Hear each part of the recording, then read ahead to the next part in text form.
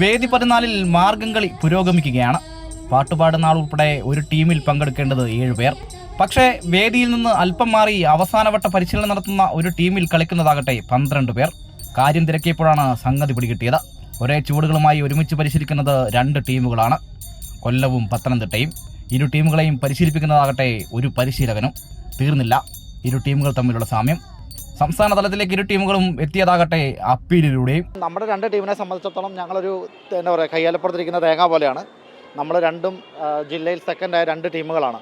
അപ്പോൾ നമ്മൾ അപ്പീലിൽ വന്നിട്ടുള്ളതാണ്.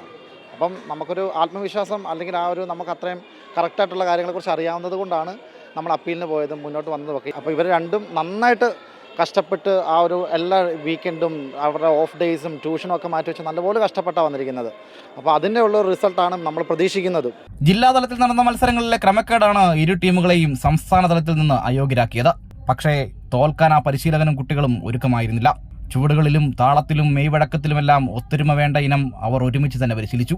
വന്ദനഗാനവും 14-ാം പാദവും നിർബന്ധമായും അവതരിപ്പിക്കേണ്ട മാർഗംകളിയിൽ മത്സരാർത്ഥികൾ തമ്മിലുള്ള ഐക്യമാണ് പ്രധാനം. ആ ഐക്യവും ഒത്തൊരുമയുമാണ് Kozhencherry Saint Thomas Kulasekharapuram government സ്കൂളുകളിലെ കുട്ടികൾ തെളിയിക്കുന്നത്. ഇനി മത്സരഫലം എന്തു തന്നെയായാലും ഒന്നുറപ്പാണ്, ഇവിടെ വിജയിക്കുന്നത് 12 കുട്ടികളുടെ ഒത്തൊരുമയും പോരാട്ടവീര്യവുമാണ് എന്ന നല്ല തെളിമയുള്ള ഉറപ്പ്. കലോത്സവ വേദിയിൽ നിന്ന് അമർജിത്ത് കൽപ്പറ്റയ്ക്കൊപ്പം അജയ്നാഥ്, അമൃത ന്യൂസ്.